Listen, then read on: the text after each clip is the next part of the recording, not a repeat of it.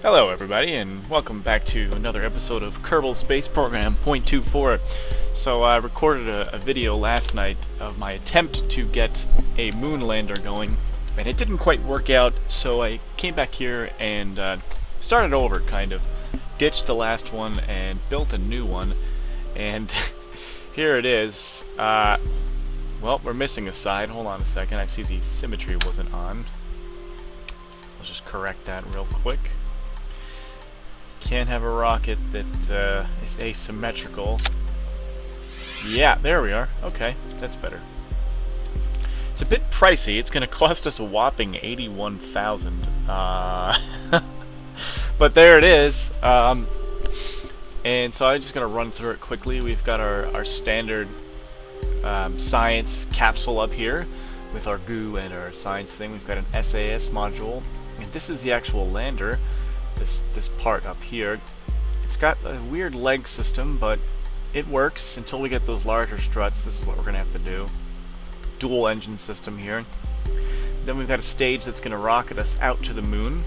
We should have plenty of fuel for that. Underneath we have the launch stage, and just for some extra boost, I have 4 of these large, huge-ass things, the large boosters there, and a kind of semi-asparagus setup system of boosters here, which will drop off. I have fuel lines coming in so that the fuel from these outside tanks will empty into the center tanks, giving us a full tank of gas to finish us into orbit. It's a little heavy, and it kind of struggles in the upper atmosphere a little bit, but once it gets over the hump, it's golden. It's home free. So this is the craft we're going to take to the moon and hopefully land on it. Jeb, again, we say no Jeb. We're going to go with Bob. Like we said before, Bob's going to be the guy to do the job. And it's probably over budgeted with fuel, but I don't like to strand anybody out there. And hopefully we can bring this thing back as close as we can to the KSC.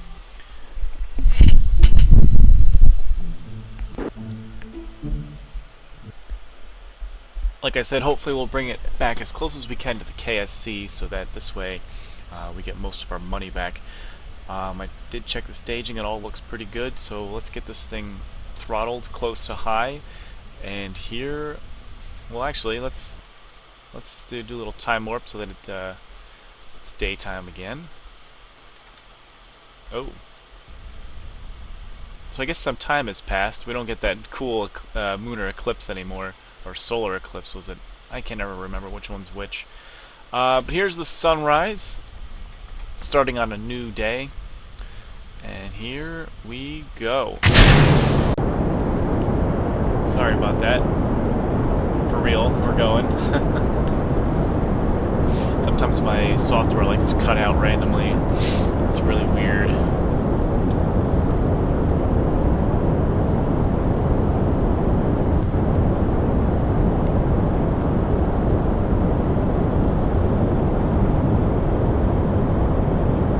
Off to a nice start. We've got these really nice boosters just doing most of the work. I've got the main engines throttled down to a third. It's probably a little loud, so I'll back off a bit. Here we're hitting the cloud layer now. Getting up there with speed. I'm just gonna throttle it back just a little more, actually. Save on that fuel, save the liquid fuel. These engines are really powerful, these boosters. They are cool too. So we'll let those go. I'm always worried that they'll crash into our ship. Alright, we'll start our gravity turn. We'll move over like this. Not too far, just about like that. And I'm also going to just hit the Q key and rotate the ship around. Just because it looks better if it's kind of like that. So there we go, folks. We are just going to ramp this thing to full throttle. Get this thing kind of right on the 45 line there.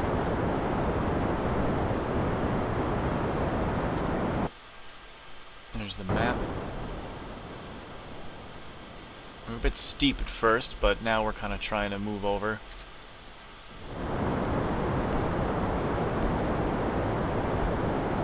Get it right on that 45 line. As soon as these engines wear out, the craft does get a little heavy for this one little engine. That's why I'm not trying to push it over too fast, too soon. Too fast, too soon. The newest movie. Not really. Here we go on separation. Whew, I always get worried that that's gonna crash into us, but seems to be okay. I miss having those Sepatron engines that are able to just push those tanks out of the way. We're still a bit steep, so I'm just going to move over a little more towards the prograde marker. Give us some more speed that way. Now we've got a full tank of gas, because we used the outer two tanks to dump the fuel into this center tank. Such a nice way to do it. Once you get those fuel lines, you kind of just stop having problems. Things just start working out for you a little better.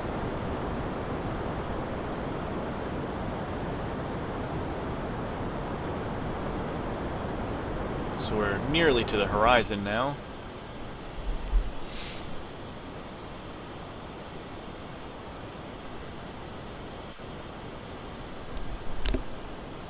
Gaining some lateral speed around the planet, pushing ourselves further and faster and higher into the reaches of space.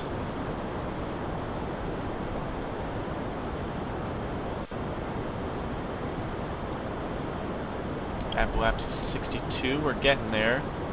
Again, I'm just going to tilt down, matching the prograde marker, just to get that orbital speed a little higher before we reach 100 kilometers.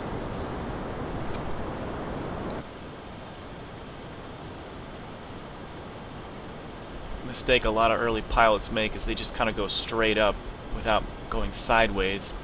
And it's an art, you know, it's an art, because you don't want to go too sideways, because then you won't be high enough. You kind of have to do it just right.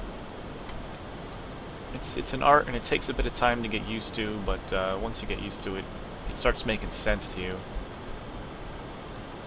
Now, if someone were to try to explain this to me without playing the game, I would have no idea what they're talking about. I feel like this game really puts rocket science and orbital mechanics into a good perspective. Alright, there we are at 100. I don't know why we choose 100-kilometer orbits. Just seems right, doesn't it? Circularize that. It's only going to take an extra 160-ish. And we have 670 left. So again, we really over budgeted on fuel, but that's kind of my calling card. That's what I do. I'm sure that that's going to come back and bite me in the ass in later episodes, because I might find that I'm going to start to run out of funds by putting too much fuel on my craft. That's another thing that makes this career mode challenging, is now you can't just slap any old thing together. You kind of have to really take your time and pick which parts you're going to use. Because if you make the rocket too expensive, it's not even worth the contract.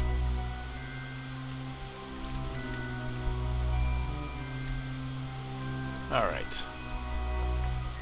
And we're just going to finish the orbit. No big deal.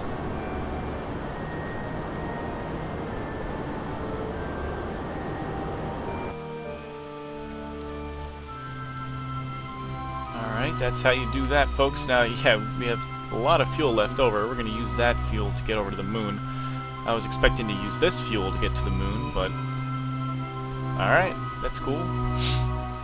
I never have problems with too much fuel. I feel like that's an okay thing. Set the moon as the target. So we're in the wrong position. That's okay. We'll set our maneuver node over here. Probably want to put it... Oh, whoops, not that. That's not what I meant to hit. Hold on a sec. Get rid of that. Probably going to want to put this more over here. Oh, I got to sneeze. Hold on. Okay, sorry about that. I always try to mute it as soon as I try to start sneezing. As soon as I feel the tickle. Alright. So we're just trying to get a good moon encounter here. Oop.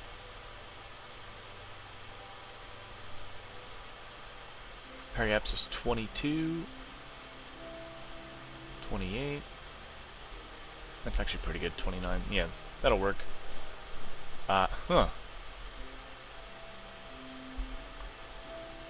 That's odd. It says we're like coming at it really low, it looks like.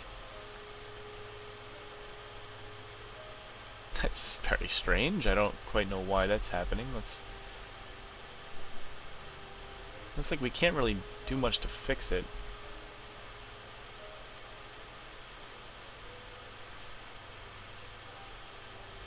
We must have kind of mucked up the launch a little bit. That's why it's saying we're gonna like skew it. It's saying we're gonna like hit it low. Not really sure why.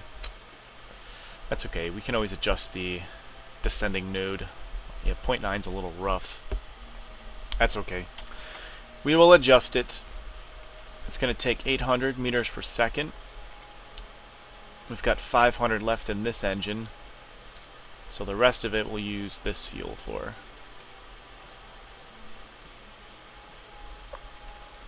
So we're just turning the craft around.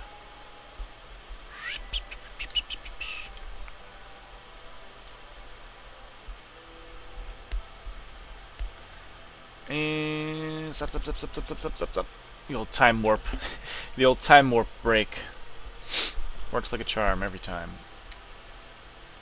We have a 53-second burn. We'll just get all the way to in position. Nice city lights down there.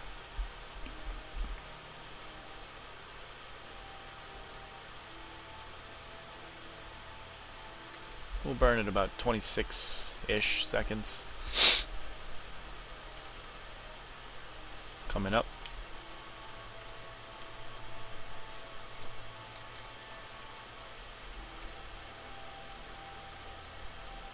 Here we go, we'll light this baby up.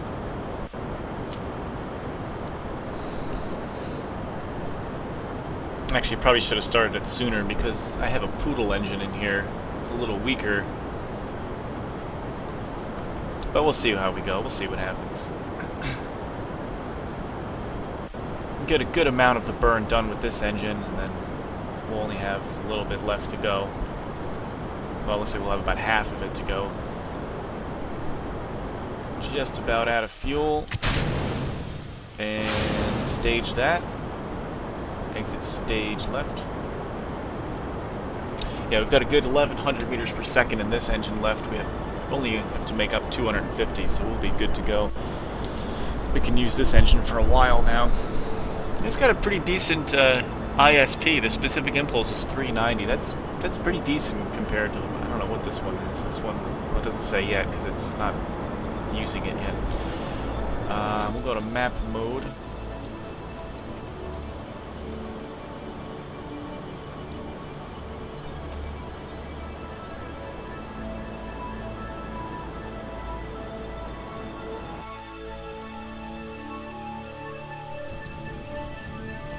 Just get this right down. 23, okay, that's good. Yeah, and I don't like how we're hitting it low, so what I'm going to do is go to the descending node, pop a movement maneuver there, and I'm just going to try to correct that as much as possible. Oop, going the wrong way there. Yeah. Just going to try to raise us up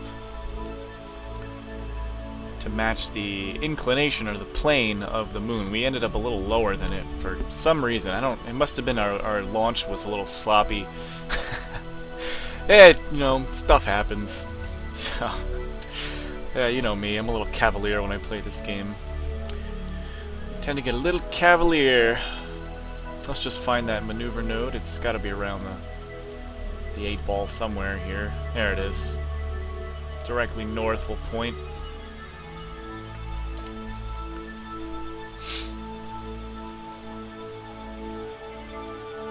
Makes sense, right? We're a little too low, so we need to push ourselves upwards. You know, so you can still kind of use your intuition a little bit, but most of the time your intuition is completely wrong when you play this game. Whatever seems normal or right just isn't right. So we'll just whoop, there's the node. It's a tiny little burn, only 4 seconds, only 35 meters per second. We watch Kerbal float away behind us. Alright, and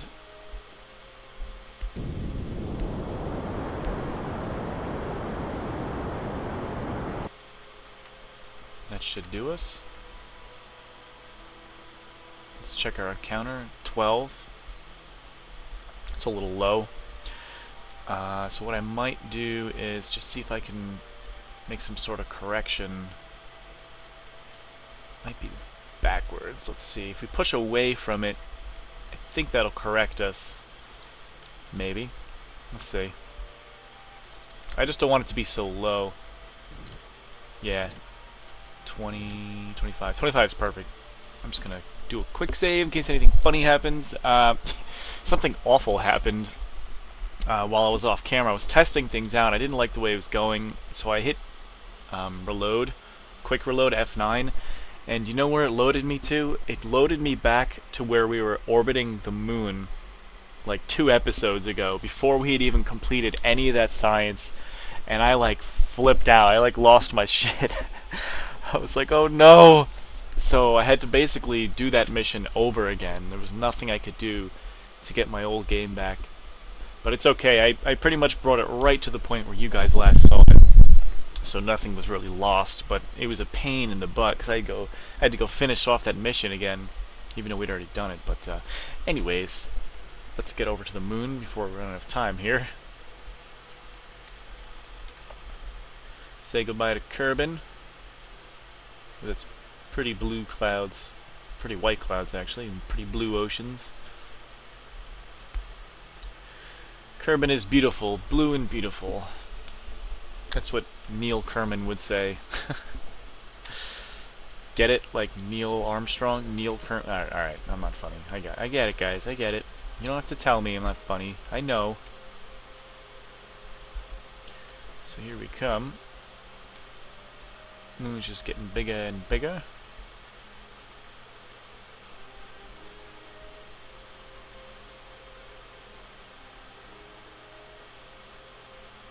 There she is. Very nice. Coming around the side of it here, and I think that means, yep, we are now in its gravity. We are captured. Not quite captured yet. We have to finish it off.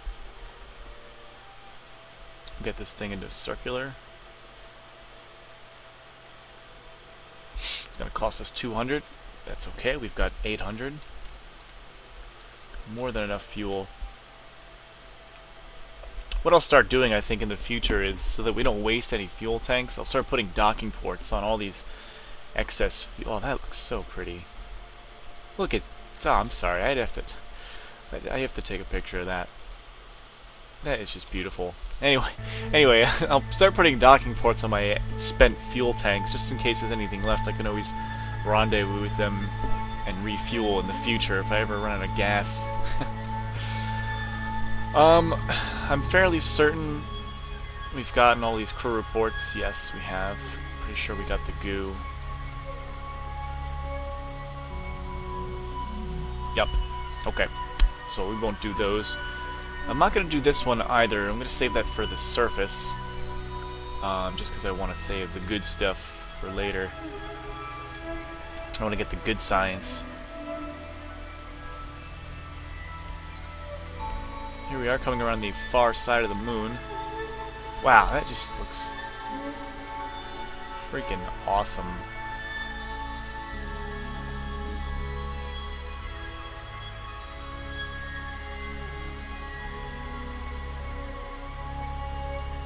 going to be a 51-second burn with this engine.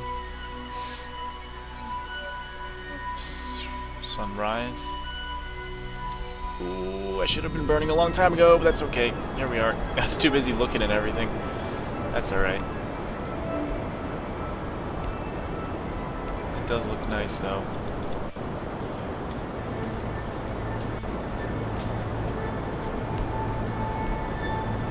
Just bringing our orbit around. Look at how nice that looks.